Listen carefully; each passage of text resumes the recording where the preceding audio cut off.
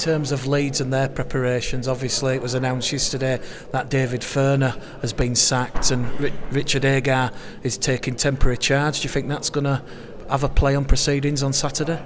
In a sense, it could have the opposite effect. It could have a real good effect for them. That we've got a point to prove, as Richard just alluded on there in the press conference, and they're going to come out here with a point to prove against us, and they'll probably be wanting to put a really good performance together for what's happened. I saw an article of Callum Watkins saying that the players are to blame for what's happened, and they won't want to come out here and put a performance like that together. So yeah, we're going to be prepare for the best Leeds, and I'm sure they're going to come here and they'll probably be on the money against us, and we'll have to be on the money defensively and challenge them in attack to get anywhere near him.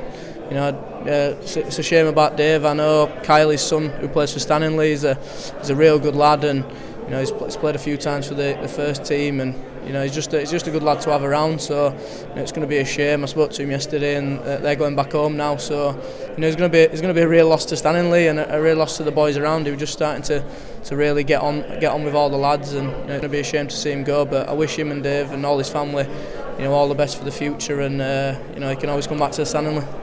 And just finally, Jordan, it'll be the 8th time you and Rowan Milnes have been in the halves on Saturday, and you're going to be coming up against some great Super League opponents, Super League opposition. That's going to cut down your thinking time to the absolute bare minimum. You and Rowan are really going to thrive out there on Saturday at 2:30. Yeah, it should be good. I think I perform better when I don't have much to think about. The drop goal on here, I didn't have to think about it because I couldn't hit one in training when I was thinking about it. But no, Rowan's a great kid, and he's only young. And I said this to someone the other day. He's only young, but then I'm thinking I'm only 22 myself. So, together that's a real young half-back pairing. And people will be saying, that'll go against them this week in a game where you got two experienced half-backs up against. But I'm sure me and Rowan are up for the challenge this week. I certainly know I'm up for the challenge this week, and to do everything for that Bradford team. I'm sure Rowan will be the same. And, like I say about the performances, I don't think me and Rowan have got that combination right yet, and how we play together. And it's coming. You see glimpses in games, and you've put some things out there where you're saying you see the glimpses of where we can be really good together. But then there's some glimpses where we just need to talk a bit more and work together a bit more, and we can real challenge teams. But he's 19-year-old, he's Rowan, and he's an exceptional talent, and he's going to be one for the future. He's a big lad and takes the line on really well, and he defends really well. So yeah, going into this game, I know he'll thrive off of it, and I know I'll thrive off it, and hopefully we can get that partnership right this week and really challenge Leeds and put them to the sword.